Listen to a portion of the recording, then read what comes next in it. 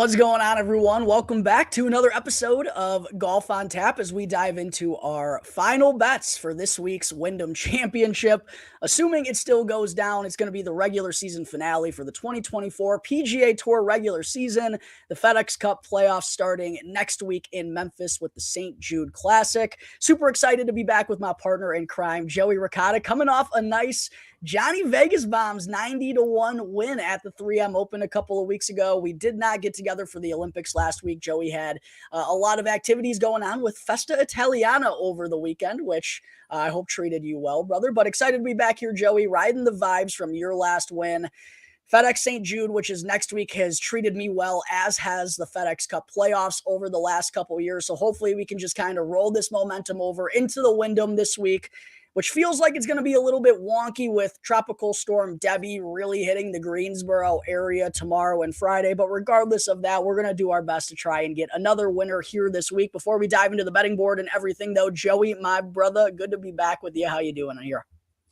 It's good to be back, man. It's good to be back. Yeah, long weekend for sure. Doesn't feel like 2 weeks since we've been on the mic, but I guess it has been at this point. Time is just flying. I'll be honest with you. It's been the last 2 weeks, it felt like 2 minutes. And Vegas Bombs, it feels like that was my last bet placed. It probably was, because I did not get a chance to watch any of the Olympics, which really kind of sucked. But I like you gave me a little rundown of exactly what happened and just the chaos that was this past weekend. So super cool to hear what Scotty Scheffler was able to pull off, and just the legend of a season that he's having this year just continues. And yeah, final tune up here before we get into the real money-making time for Mr. Jack Bushman, that St. Jude next week. So I'm looking forward to it. I'm ready to go.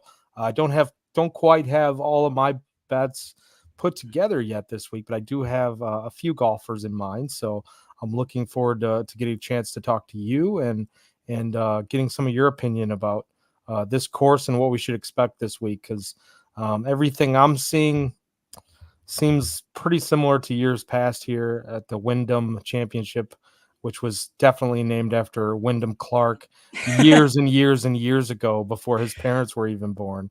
But yeah, Jack, I'm excited, man. I'm ready to go. Absolutely, yeah. Unfortunately, no Scotty Scheffler on the betting board here this week, so we do not have to worry about the boogeyman. But as you alluded to, this year's Wyndham Championship, this course, we've seen it time and time again, one of the shortest tracks on the PGA Tour, wedges, Bermuda putting, accuracy over distance on this type of track. However, there is a little wrinkle potentially this week, Joey, because of Tropical Storm Debbie. As I alluded to off the top, tomorrow there's a 100% chance of rain. It's going to absolutely downpour in the Greensboro area. Fans aren't even allowed on site tomorrow because of the dangerous weather possibilities, which I don't know how they could still let the golfers golf if that's the case. That's right. What's that? Another conversation there. But regardless, what I'm really going to get, or what I'm thinking for this week, Joey, is it's just going to be such a curveball of a week, man, because I think there's going to be delays. They're going to be doing lift clean in place. Also, whenever play is happening those first two rounds, and potentially even on Saturday, like, the wind is going to be gusting up into the 20 mph for those first three rounds. And yeah, you can get those winds every now and again at Sedgefield, but not consistently through the opening 3 days like we could face this year. So quite honestly, this just feels like a little bit of a wonky season finale, Joey. And I'm just taking everything with a little bit of a grain of salt this week, just because there are so many potential outcomes with the weather stacks and delays. And like I mentioned, lift clean in place, right? Like, there's just a lot of wonkiness going on this week. So that could throw a little bit of a wrench into the normal plans. I have gone about looking at guys who, typically play well on these types of tracks in terms of like what I'm looking for this week. Guys who, typically play well at courses shorter than 7,300 yards. Sedgefield is only 7,131 yards. 8 of the 12 par fours on the course are between 400 to 450 yards. So guys are going to be frequently hitting wedges, guys who can rack up birdies, make them in bunches, putt well on Bermuda courses, and just hit the fairway more so than not.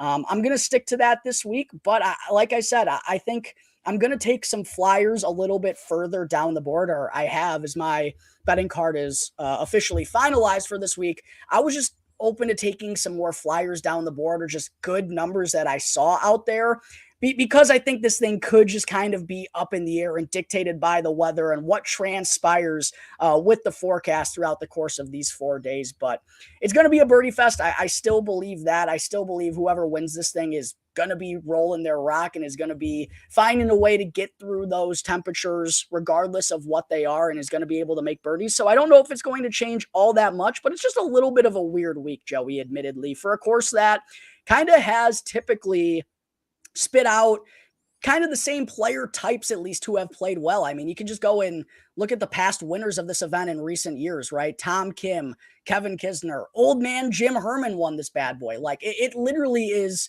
just someone who can go and hit a lot of fairways, hit their wedges well, and who makes the most putts. So yeah, a little bit of a curveball type of the week is my mentality going into Sedgefield when I look at this betting board, Joey. Yeah, I was curious. I guess that's where my first question was going to be, was do you think it will play a little bit more difficult from that minus 20 under, 21 under recent winner number that we've been seeing due to the weather? But it sounds like to me you're still thinking probably around that range, or is that right?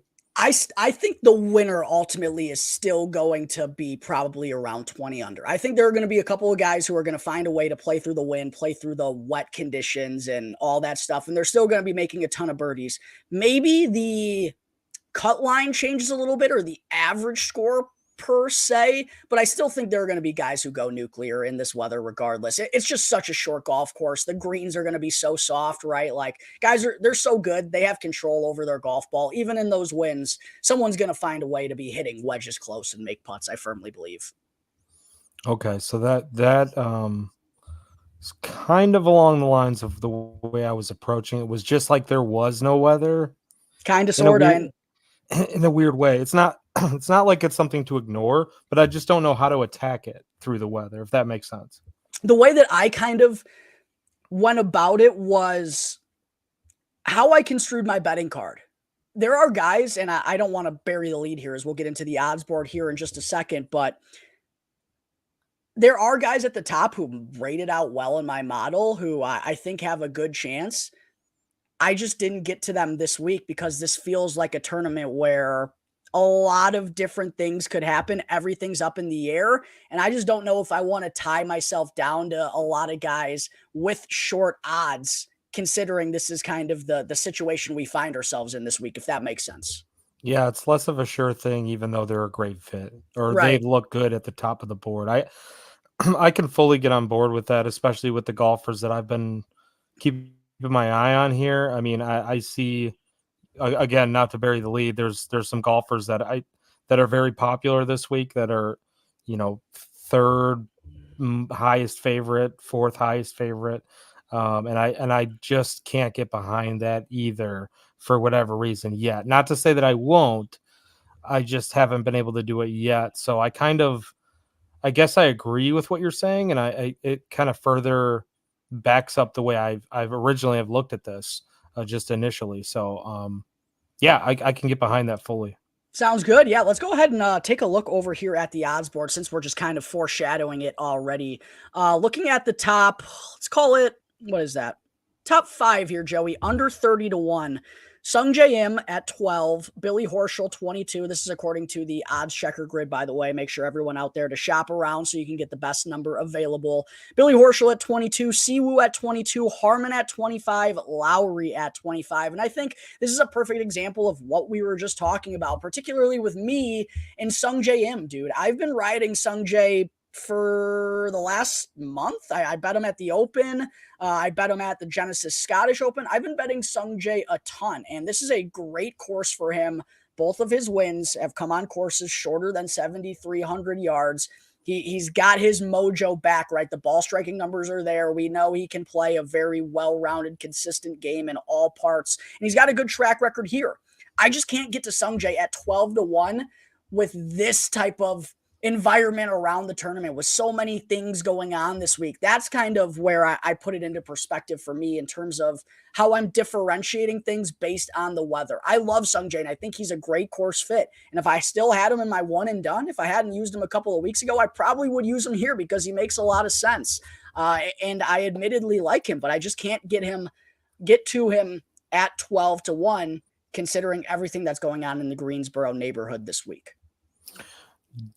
So, question: do I have him in the one and done? Because that was initially the person who I thought I didn't have yet, but I could totally be wrong about that.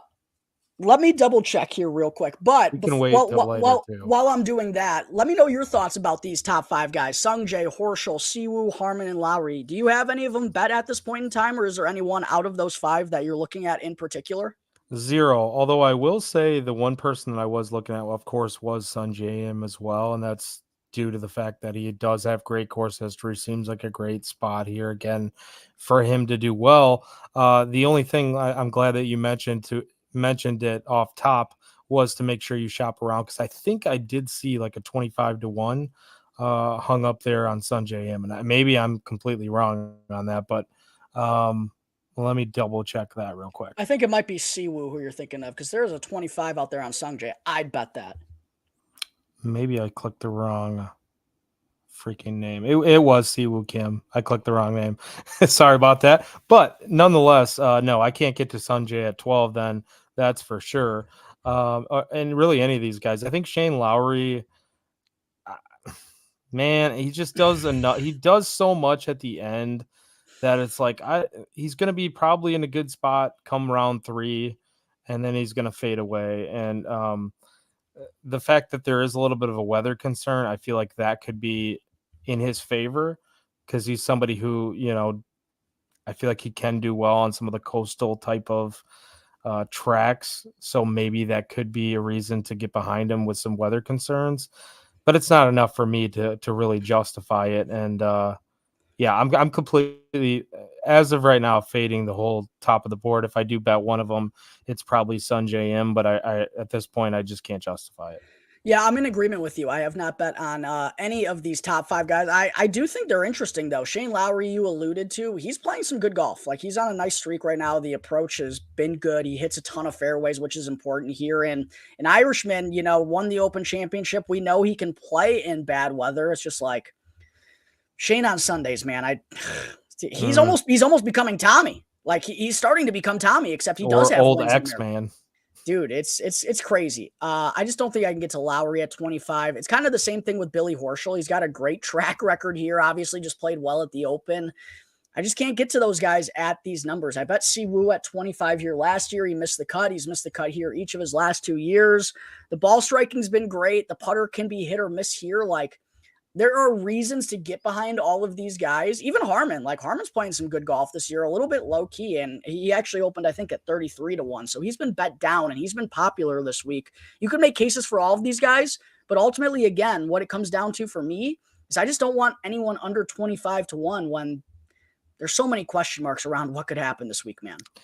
Yeah, no, I'm totally with you. There is a reason, though, that Sun Jae is such a big favorite. And I mean, his true strokes gained, being that he's first here right now, true strokes gained, course history. I mean, that says pretty much it all right there. Of course, he's got the it factor to be able to do it. I mean, you mentioned Lowry's recent form too. It's just not enough for me. So yeah, right now, can't see myself doing it. Moving down to the next range, we got Aaron Rye, Cam Young, both at 30-1, along with Davis Thompson, Christian Bezadenhout at 33, Akshay Bhatia at 35, and then Cam Davis and Jordan Spieth, both at 40. You got anyone in this pocket here? Bezadenhout is interesting because I'm looking at Data Golf right now, and he's the second highest favorite percentage-wise to win this tournament. And that to me is really interesting when you look at somebody who's 33-1. You could probably look around and maybe get even a better number than that. But yeah, 33-1. I kind of like that. I haven't done it yet. But he's definitely shown some flashes to me this year that I can really get behind. Akshay, I feel like that's kind of a fade for me this week. He just seems a little bit too, I don't know if it's popular is the right word, but I think a lot of people are just looking at him and the talent And and just it's a big number for him, to be honest. it is, and I totally get that. I'm just there's other guys in this range that I do like a little bit more, like Bezaden, who's one of them. Davis Thompson was actually really interesting to me, even though he didn't pop as high in my model that I thought he would. But there's reasons there that I do like him, and Aaron Rye. I mean, I know, Jack. You know what I'm about to say, but yeah, 33-1. Don't hate the player, hate the better in this case. I think I'm going to go back to that. Well, 3 straight top 10s. This is before the Open. He had 3 straight top 10s, 5 straight top 20s, the accuracy king. But right now, you look at it, he's 8th in approach this year, 6th in greens in regulation. Those are, the greens in reg, and the accuracy on this course in particular. It seems to be very highly correlated as far as the players or the golfers that do end up winning this tournament. So the only concern is, he doesn't have a good history here at Sedgefield. Miscut last year, T71 the year before. So, but first in scrambling over the last 24 out of the guys in this field as well. So there's a lot going that's good there for the Ruben, the Rachel. 33-1. I do not hate that number at all. I don't know how far down you were going here, but those are the guys that are in that kind of 30 to 35 range that I do have my eye on. Yeah, dude, this range to me is super intriguing, and as passing up on the top of the board, rightfully, this is kind of where my eyes go to start things off.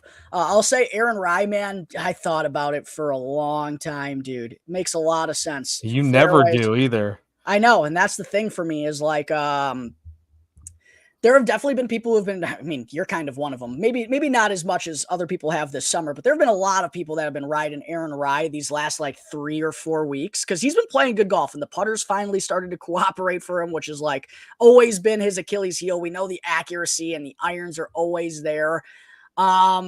I just couldn't get to it at 33-1. I think he's going to be super popular and rightfully so. And a lot of people are I've seen multiple articles being like Aaron Rye's going to win this week. And I thought about pulling Trig. It just came back to the history here in the Bermuda putting for me and the 33-1 odds and just how much I like this range. You can't bet everyone in this range. And I could really make an argument for every one of these guys. Cam Young, even though I'm not going to get there, absolutely not at this number. I'm okay with missing the Cam Young win. T2, or knocked on the door at the Rocket Mortgage Classic a couple of weeks ago. Valspar, those are both shorter courses that he's done well at in the past. Davis Thompson, the shorter course, the John Deere where he won a couple of weeks ago. Rocket Mortgage Classic, another Donald Ross course where he finished T2. Yeah, I understand that. Seabez, I've been on Seabez multiple times this year. Short par fours, that's his jam. Guy who hits a lot of fairways and can get absolutely nuclear with the putter. That makes sense. 35-1, big number on Akshay. That makes sense. Like you can make a case for a lot of these guys. Ultimately, though, for me, it was Cam Davis. And I bet on Cam a couple of weeks ago at the 3M Open. He was right there going into the final round, just didn't have his best stuff on Sunday and ended up finishing T19. But there are so many things leading me towards Cameron Davis this week. And I actually posted a video on X about it earlier. But not only has he now gained over 8 strokes from tee to green in 3 consecutive starts since he won for a second time at Detroit Golf Club, which, again, is a Donald Ross course. We're going to another one this week here in Sedgefield, and he's got a great track record here. He's gotten better with each passing year. T22 in his debut, T15 the next year, T7 here last year. He gained almost 8 strokes tee to green here last year, and he's gained over 1.6 strokes putting in all 3 years. And looking at his profile, that's really the only thing holding him back right now has been the putter. And when he putted well in Detroit, he won. I think if he putts well with how good his tee to green game is right now, I think he firmly can be in the mix. He's just so good at Donald Ross tracks. I don't know what it is. Even his best finish in a major, T4 at the 2023 PGA Championship at Oak Hill, which is a Donald Ross design track. There are so many things pointing me to Cam Davis this week. He's the number one player in my model over the past 16 rounds, fifth best player in the field over the past 24. The wedges have been good. I'm all in on Cam Davis this week at 45-1. And he was actually the guy who started off my card. I don't have anyone higher than, I guess, higher, lower, however you want to phrase it. 45-1 is where I started my card this week. Despite being intrigued by a lot of these guys in this range, Cam Davis is the only one I got to. I love it. I love everything that you wrote about him in your article that I was reading earlier. If you haven't read that, go check that out at ontapsportsnet.com. Quick little plug. But yeah, the course history, driving accuracy that I had switched. So I changed my model from yours just slightly. I made just some slight tweaks, a little more emphasis on driving accuracy, and course history. And then the emphasis I changed from 100 to 175, just from 125 to 175 for the yardage buckets. So just eliminated a couple categories, and he actually popped up even a little bit higher in my model than he was in yours. So he came out to be second in my model, and I'm like, okay, I think I have to get behind this too at 45-1, because it's just too many of these things that you're saying, and you're getting behind it, and you've already been betting him now since, what was it? You said the 3M Open. Yeah.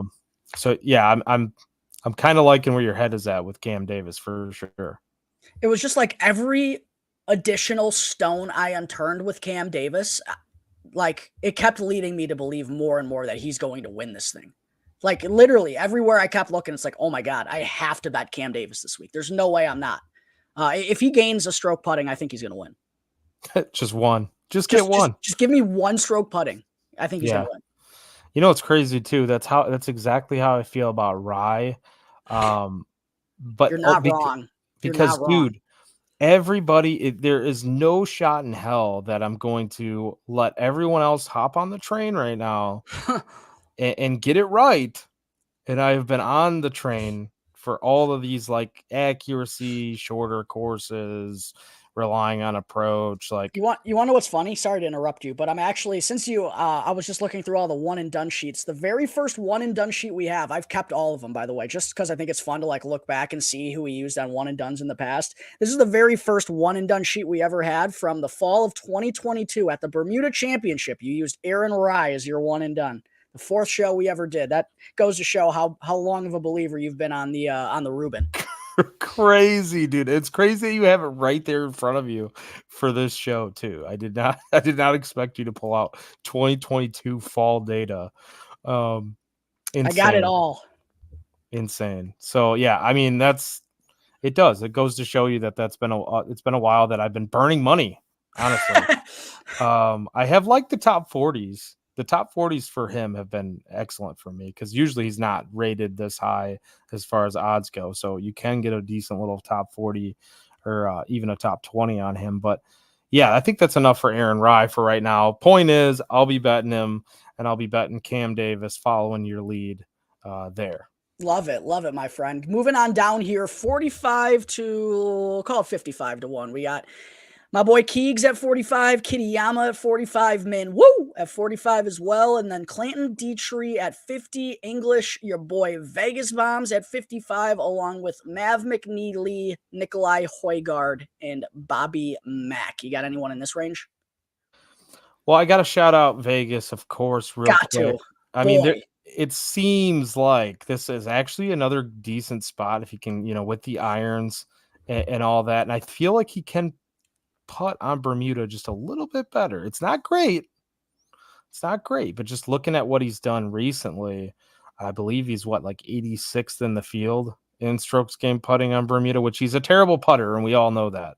But I don't know where that compares to his other numbers recently. I'm looking at it right now. He's we know this. You said so last week. You literally said given he makes enough putts, he just usually doesn't. Well, guess what? Johnny Vegas gained 5 strokes putting at the 3M Open, and he won you that tournament.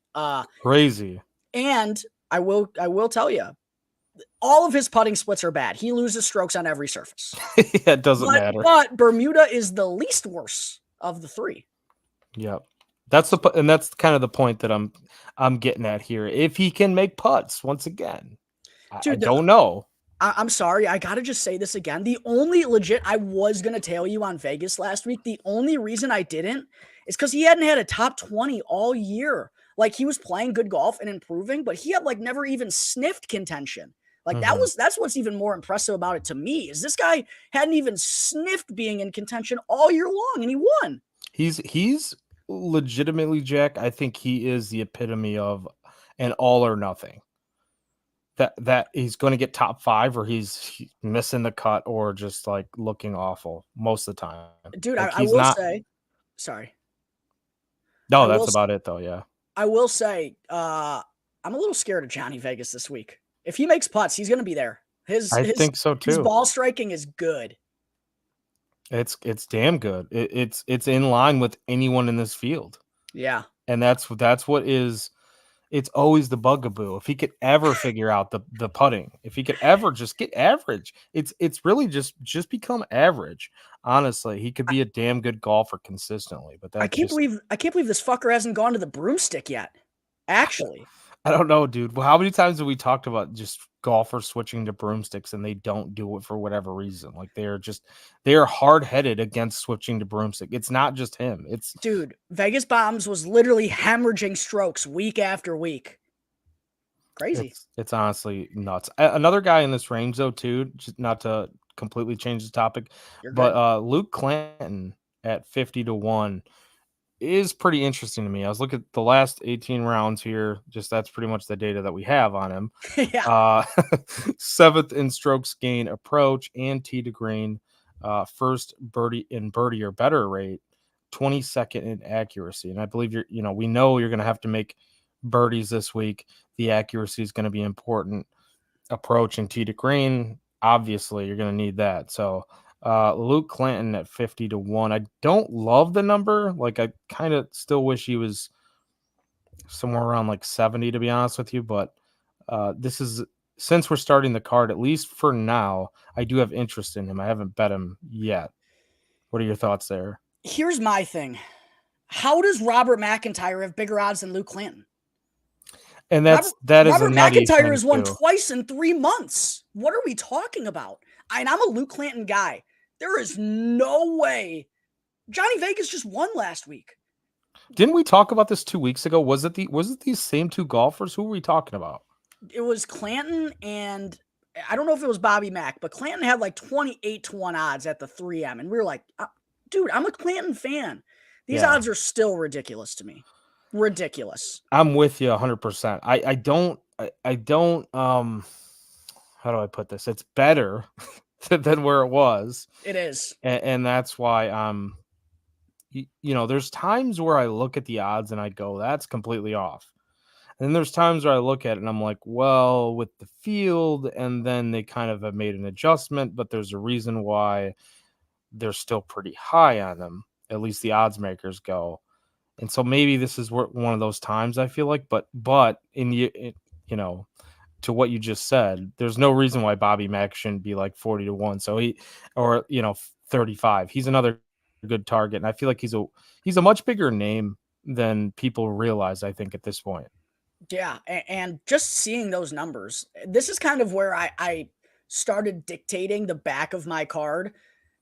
I was just taking good numbers. I was just taking upside in good numbers and players I believe in. So I kind of got a little busy in this range. I got 2 in this range, and then start kicking things up a little bit more as we continue to go down. But I bet Minwoo at 50-1, legitimately, not for any statistical reason, dude. Like, if you go pull up Minwoo Lee's player profile, I don't know how he actually chews out high-end finishes on the PGA Tour. Like, this guy legitimately is a luck box. His irons are terrible, but he gains so many strokes in the short game every week. Was T2 at the Rocket Mortgage Classic a few weeks ago, and the other T2 he's had this season came at the Cognizant Classic, another course shorter than 7,300 yards. And we think of Minwoo as this bomber, but it seems like these shorter courses give him just as good of an opportunity as well. Legitimately, the only reason I bet this was because I thought it was a fair number for Minwoo. I mean, people were betting him in signature events, majors at like this same number. You know what I mean? Like, Give me Minwoo at 50. There's legitimately no reasoning for me backing it other than I think it's a fair number for him. And that's what I bet at Robert McIntyre too, man. Like, my numbers weren't necessarily loving Robert McIntyre. This guy's got 2 wins in the last 3 months, and he's got the same odds as Denny McCarthy. Yep. It's rude. It's disrespectful. It's rude. So yeah, I got to I got to Minwoo at 50 and I got to Bobby Mack at 60 solely because I thought they were more than fair numbers. I'm pretty sure Minwoo, wasn't he like 14-1 or 18-1 on just like not that long ago? Probably at the Rocket Mortgage Classic. He was probably 18 to 22 to 1. And he came T2. Yeah, I mean, yeah, this is not it is a good number for Minwoo. So in that, yeah, I do understand where you're coming from here. It's price shopping. Most weeks, we always say, look at the odds, price shop around. I mean, you can't get that price. You can get this price. You can definitely fit a little bit more into your card too this week. So yeah, exactly. Don't hate the strategy. You got anyone in this 45 to 55 to 1 pocket though before we move down? That's about it. I'm looking at Vegas. I'm looking at Dietrich was also interesting too, but you're just gonna have a card. Dietrich, Aaron Rye, just your European boys that you love. I was thinking Dietrich though. I mean, putting iron upside. Yeah, I get it. The putting and irons for sure, and that's. I'm kind of caught between Clinton and him, and I do like Bobby Mack. I haven't done that either, and I understand the price point there. I'm not going to bet Minwoo. But I don't blame you. I don't advocate for betting Minwoo either. I'm 100% serious on that. Like, this guy's iron game is disgusting. I don't know how he competes, but he does. So I'll take him at 50. No, that's your bet this week. So if you hit it though, you're a fucking genius. So go ahead. I've never bet Minwoo before, so why not? Let's go nuts, Chef. I like that. So, I mean, really, those are the main guys of interest there. For sure. Don't have an exact bet, but I'm probably betting Vegas first, and then looking at Clanton. Looking at, if I had to rank them, it'd probably be Vegas, Clanton, Dietrich, Bobby Mack. I would not blame you whatsoever for going back to Vegas. Just want you some good Skrilla. Don't have to throw that much down to get back on them again this week. You already paid it off. Exactly, baby. Love those 90 to 1 winners. Wish they happened more often. But moving down the betting board here as we get into the 60s, let's go from 60 to 80 here, Joe, before we get into the hundreds. We got Denny at 60, Gim at 60, Poston, Rose, and Victor Perez at 65, Eric Cole, Eric Van Rooyen, Keith Mitchell, Steven Yeager, Taylor Moore at 70, and then Austin Eckroat, Ben Griffin, and the Mac Daddy, Mac Hughes at 75 to 1. You got any locked in here? The Mac Daddy. No, I'm not betting him. Ah, dude, I did. You did? Oh, shit. I didn't mean to get you excited. Sorry. You got me gassed up, bro. I thought we were going to have a nice Mac Daddy date. No, dude, I don't mind him at all. I just like saying the Mac Daddy. So I think Justin Rose, coming off of that big major, a lot of intriguing things here to look at with him, and I can't put my finger on it, but I feel like this is a great spot for him to also do it again, even though he wasn't really showing much before that. Before that, I mean, where was he? He was pretty much nowhere to be found.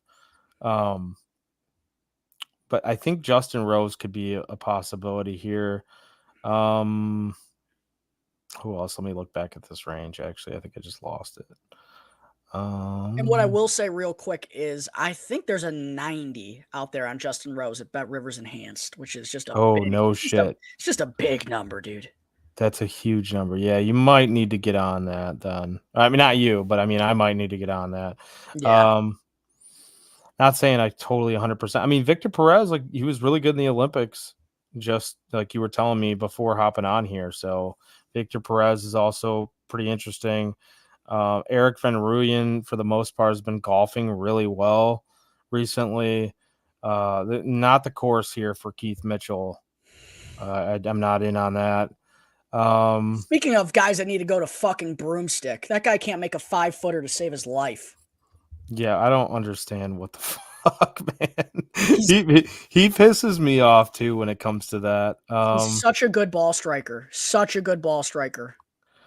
Eric Cole, 11th in 125 to 150 yards in this field over the last 24, and then 14th in 150 to 175 yards. I can see the case for Eric Cole. He's just, I don't know, man. Like, where has he been, recently too? He hasn't really been popping like I would like to see him. Like, I feel like I was riding a wave. We were both kind of riding a little bit of a wave with Eric Cole for a while. Maybe this is the time to jump back on him. I don't know, Jack. What are you thinking here? Yeah, I think it is. I think it is. And I haven't bet on Eric Cole since he did me dirty at the Cognizant Classic when I really thought he was going to get his first win along with a lot of people. And I think he lost 9 strokes to the field, 8.5 strokes to the field in the first round and missed the cut dreadfully. I have not bet him since, and I think this is the time to get back on him. He's quietly, I think, starting to figure it out. T6 at the Rocket Mortgage Classic a few weeks ago, followed that up with a T7 at the John Deere the next week. And then I don't know if many people are talking about Eric Cole finished T31 at the Open, which is really solid for a player of his caliber. He gained over 4 strokes with his approach shots at the Open, one of the best fields in all of golf. And also kind of quietly, he doesn't have a huge sample size, but he's been a good Donald Ross player. He finished, like I said, T6 at the Rocket Mortgage in his debut there, was T14 at this tournament in his debut last year, where he gained over 8 strokes putting.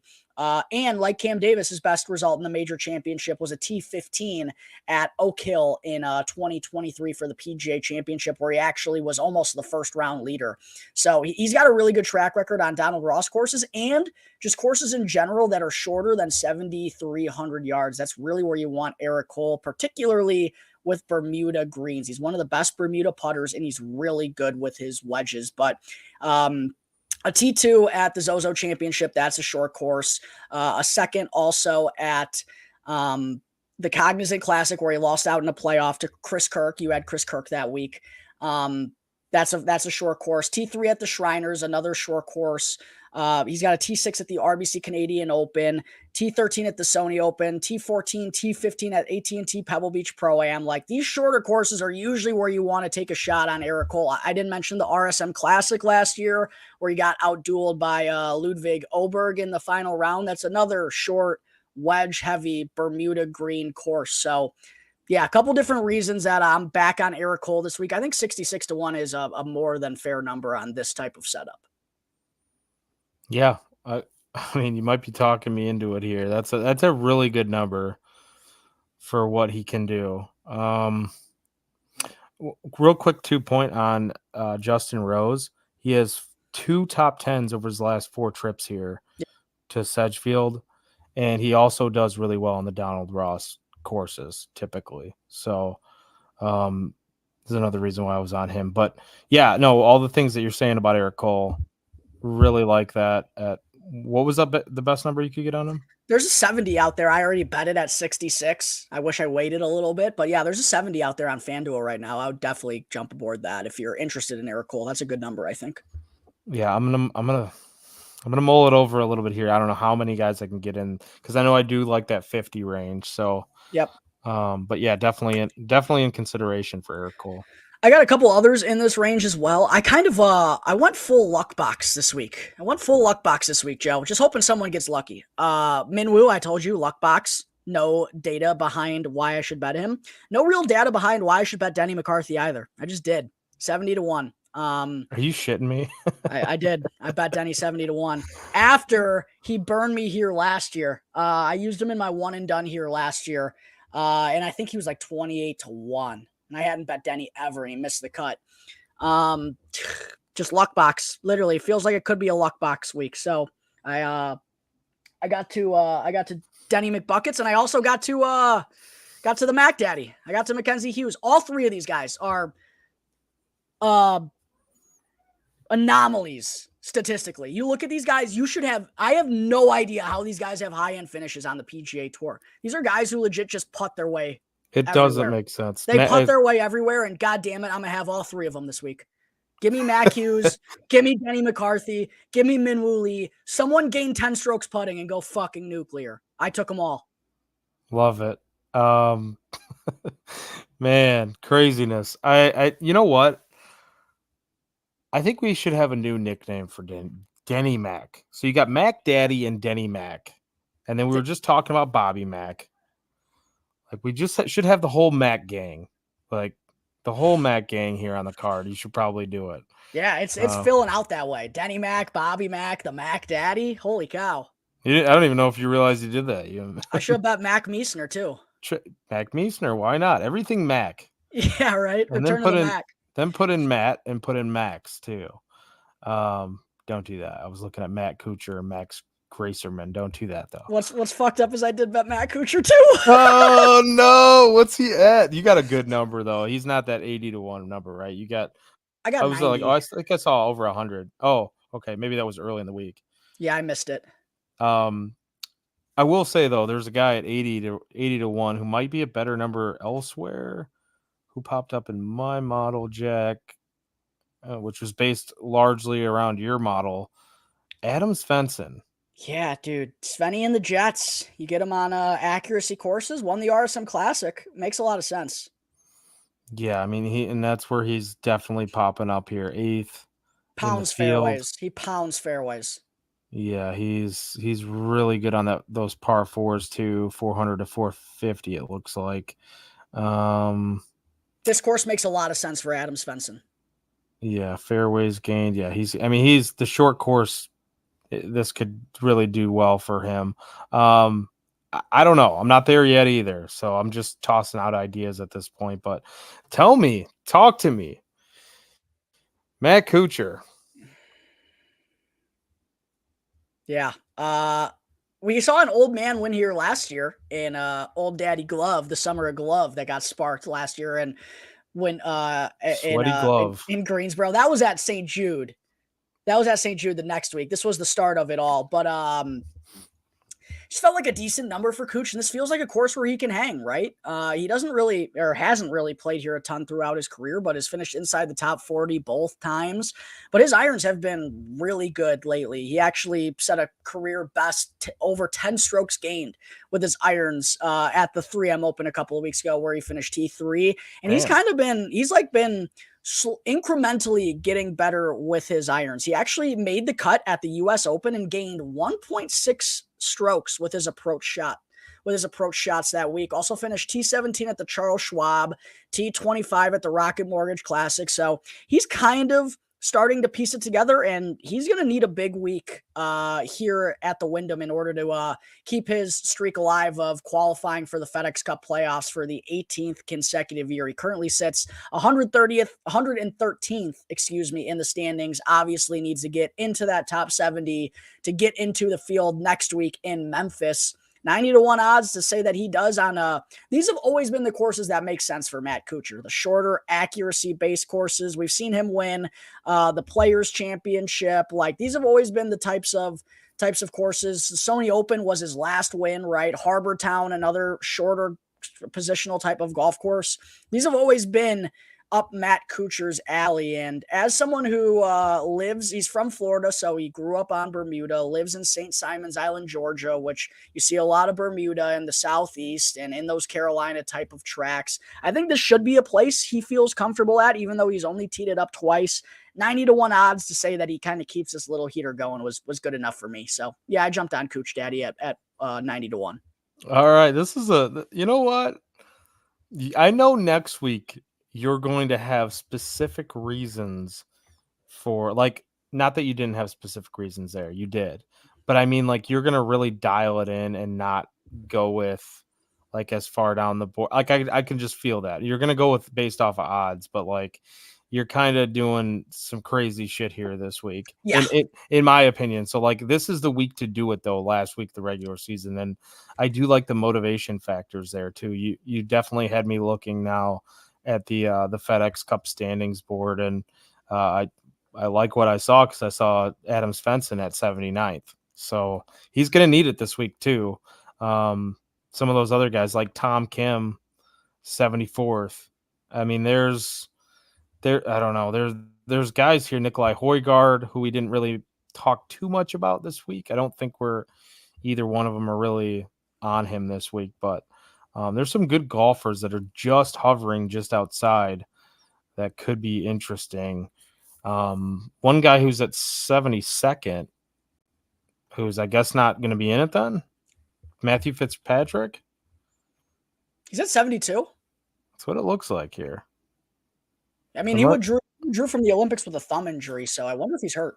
I would assume he must be hurt then, because I didn't do any research on him. I saw that I did look and see that he withdrew, but I don't know if that's why he's not here, or does he have some sort of, I mean, there's no exemption for the FedEx Cup playoffs, right? Like what, I mean, I guess he's just not in it this year. That's kind of wild to me though.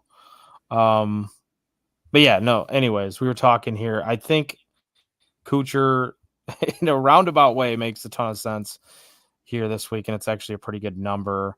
Do you have anyone else before 100? No,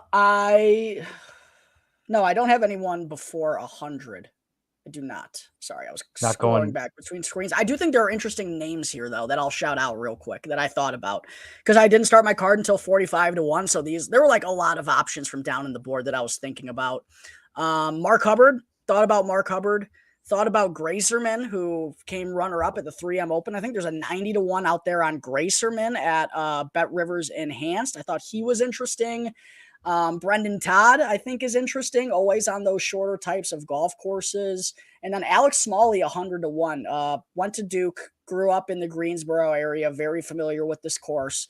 The putter is always his Achilles heel, but he has putted well here in the past. It was actually a reason why I bet on him at this tournament last year, which of course didn't wind up turning out well. But those were kind of the guys in this range that I was eyeing over a little bit. Just obviously can't get to all of them. Yeah. Lucas Glover. Zero consistency in his game. There's no consistency, but the driving accuracy is good too. And he's a good wedge player.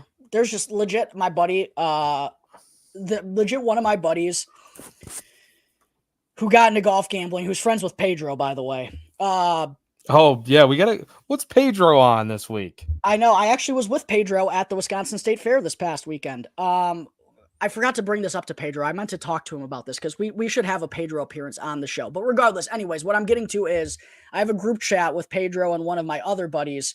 My other buddy, who's not Pedro, hit both Glover here last year and Glover at St. Jude. So he's like fully in on Lucas Glover for fucking ever. He's been pissing away $5 on Lucas Glover every tournament he plays ever since. Legitimately. Texted me this morning saying Glover 100-1 question mark. And I sent him a screenshot of his Rick Rungood profile saying there is zero consistency right now. Although I know my buddy still bet him. It's a fair number. Hits a lot of fairways, good wedge player. There's just no consistency in his game right now. And as opposed to where he was at this time last year, there was so much consistency in his game. That's the biggest rolling difference. Yeah. Last year at this time. Yeah. Totally with you there. Mac Meisner? I don't hate it. I just don't know. I don't know if he's ready to win. It's like the narrative that I'm queuing up in my head. Obviously, a lot of these guys are at the same stage of their careers. But I've been keeping a sharp eye on Mac Meisner and Gracerman. Those two guys in particular. Like, I hope they don't win this week because low-key I want them to win in the fall when I'm a part of it. Mm-hmm. I have high hopes for those guys long-term, just didn't get to them this week. I would say, how don't you bet Nick Dunlap at 100-1? I didn't, but like, fuck. It's a great number, and the guy makes a ton of birdies and tears up Bermuda. Yeah, and he's got it under his belt. And yeah, he's got that swagger. Yeah, so I mean, such a good number, dude. No, he does have the stones for it. It is a really good number. Good point about Bermuda too. I think he's 5th in the field over the past 24 rounds in Bermuda putting, and top 20 in birdie or better. I prefer Nick Dunlap usually when he can hit a driver, but he won the American Express, which is a short golf course as well. So like 100-1, man. I didn't get there myself, but like I would not talk anyone out of that. Yeah, I think that's a good look. Let's see. There was another name in here, which you're gonna say, well, "What the fuck are you doing?" And I'm not doing it. just wanted to bring it up that he is second in true strokes gained. It's Webb, isn't it? Webb Simpson. Yeah, fuck that guy. Second in true strokes gained at this course. So I'm not saying that he's in any sort of form. You know his daughter's named Wyndham? Named Wyndham? His daughter's named Wyndham because he fucking loves this place so much. But that's legit not a joke. It's legit not a joke. I don't know what his daughter's name is, but that's wild. Is that really his daughter's name? I swear to God, he named his daughter Wyndham. Wow. Okay. He loves this place. I mean, maybe, right? Doesn't have a top 20 since this tournament last year. Should we just top 20 him? You could do worse. I will say you could do worse. I'm not going to shame you for betting Webb Simpson. Not here. What is he, 110 right now? There's probably better odds out there, though. I'm sure. There's like an enhanced 125 or something, I'm sure. Yeah. But yeah, no, he does have the history here. I'm not advocating for it, kind of like what you were saying earlier, but now we're in the range of I don't have much interest for anyone else. I threw bombs because I'm a sick bastard this week, apparently. Harry Hall, 100. I wanted to get the 150. I missed it. I got the 125. Wrote about him in my article. Guy is legitimately one of the best putters on the PGA Tour, especially Bermuda. Won at the ISCO a couple of weeks ago to finally break through for his first victory. He just had a kid. It was his birthday today. Like, everything is going right for Harry Hall right now. I really feel like he's in a very good headspace, and his irons have finally started to cooperate along with it. A really good birdie maker. I do worry that he's not going to hit enough fairways. But a lot of good underlying numbers. 9th in Bermuda putting, 12th in scrambling, 20th in par threes over 200 yards, 21st in strokes gained tee to green, and 33rd in birdie or better percentage over the past 24 rounds. 3 consecutive top 25 finishes happened immediately when he started to get his irons back on track. So I just think Harry Hall's in a good spot. 125-1 was big enough for me to jump on board. And then I got 2 guys over 200 this week as well. Just a couple of flicks, Joey. Matthew Neesmith, 200-1. Has 2 top 10s in his last 3 starts.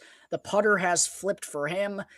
We bet on him actually a couple of times in the fall 2022. Speaking of that, I'm looking at you using Matt Neesmith as your one and done I used Matt Neesmith in my one and done as the second tournament we ever did a show together with. Jeez. Yeah. I like him on the shorter courses. He's in good form right now with the putter. And he actually spoke at the 3M Open when he was going into that final round with the lead that he's really made strides in the putter and he feels very comfortable at the moment. So 200-1 was good enough for me to get on him. And then I got on Ryan Moore at 230-1 because he's got a good track record here. He hits a ton of fairways and his wedges are great.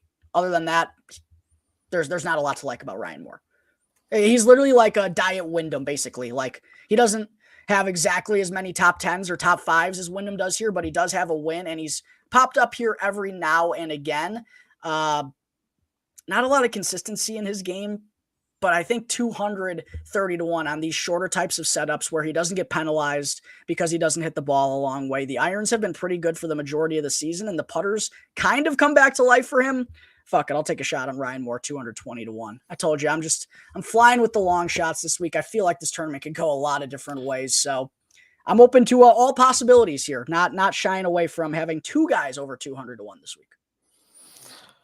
Well, I'll give you another one just for baby shits and giggles. This is not necessarily that I'm going to do it. I don't think it's even at 200-1. Let me double check real quick. So it's 170. Okay, what you got? Carson Young. Hey, I don't mind that. I do not mind that whatsoever. I'm not sure. I mean, the last 3 events that he's been in have been dog shit. He has not been good, but we've seen him kind of pop up randomly. I think he had a T5 at John Deere. John Deere, he was good.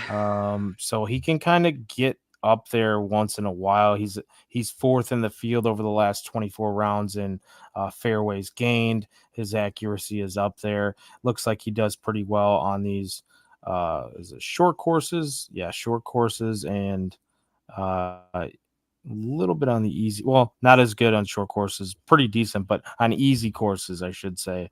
And then he also has been pretty solid with birdie or better as well. 17th birdie or better in this field over the last 24. So, I mean, I'm looking for reasons why. You give me a reason why. Do I really think he's winning the tournament? No, but that's just a name. Hey, I'll give you a couple reasons why he could be in the mix this week. He's not a good putter. He's kind of like Johnny Vegas, like not a good putter, but Bermuda is his best putting surface. And one thing I think about with Carson Young is he's literally like me. He's like 5'9", a buck 50, a buck 55. Like he is tiny, dude. But this is a short course. Like he doesn't have to go and nuke it out there. Like he's not going to get, again, like a Ryan Moore, like a Matt Kuchar. He's not going to get penalized for not hitting the ball far here. And we know the upside is there on those easier golf courses, as you alluded to. He gained 13 strokes to the field at the John Deere, gained 8 at the RBC Canadian Open in early June. So there is upside there for Carson Young. And if there's any course to take him on, it's these shorter types of tracks where he doesn't have to go and drive it a million miles because he really can't do that. Yep, exactly. So that's, I mean, the crazy part is with the weather, with the shorter tracks, or with the shorter track this week, it could be anybody's game. I mean, it really could be. We could end up seeing some random, even just more so a driver just get hot with the irons and start hitting fairways and just putt. I mean, things get wonky in a hurry. So, I mean, that's where it's kind of like I do love your strategy this week of just taking shots. Like, how many guys have you bet this week? 10. Yeah, that's a hell of a card. But it's the usual like situation that I do. I only bet the same amount of money every single week. It's just I didn't start my card until 45-1. So I think I only have 3 guys under 80-1, maybe 4 guys under 80-1. So like, yeah, I had a lot of room to kind of space things out, all still to win the normal 7.5 to 8 units. So we'll see. We'll see if it works out. It's a hell of a strategy. It's going to feel so much better, though, when you hit somebody that's a long shot. Like, it just does. It just does. Just give it to us. Give it to me, Matty Neesmith. That would be sexy. Get Scotty Scheffler off the tour forever. All right, you want to jump on over to the one and done? You got anything else before we get on out of here? Nah, that's about it, man. Looking forward to next week, really. I'm already skipping past this week. It's already a winner in my book. Yeah, I love to hear that. Update for the one and done. I am up 250 points-ish at this point in time, but the FedEx Cup playoffs are worth double. So you are not out of it at this point in time, but I am still going first. And I went ballsy this week. He fucked me last year. He better not fuck me again. I went back to Denny Mac as my one and done for the second consecutive year at the Wyndham. Are you going to go with Sungjae? You have not used him. I got him. I'm going to use him. Let's go. You have not used Sungjae. It's an easy pick because I'm not sure I'm betting him this week. So, yeah. There we go. All right. Any final thoughts before we tie a bow on this bad boy, Joey? Nah, perfect timing. Just under the hour, Jack. Let's get it. I'm ready. That. Wyndham Championship, named after Webb Simpson's daughter.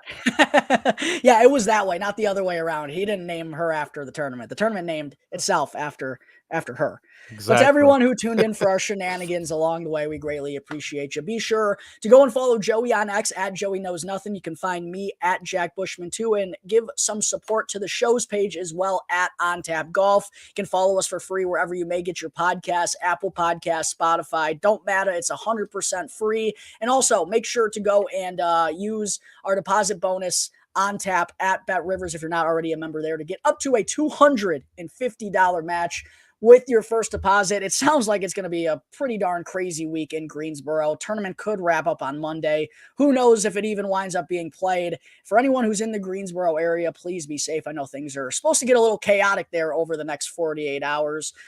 Hopefully we get a winner this week. The FedEx Cup playoffs has treated me kindly, particularly next week's FedEx St. Jude. So hopefully I can make it 3 in a row and have a little more money in the bankroll after a winner this week at the Wyndham. So best of luck to everyone out there who's tailing, whoever you're riding. Best of luck. Until next week, crack 'em, lock 'em,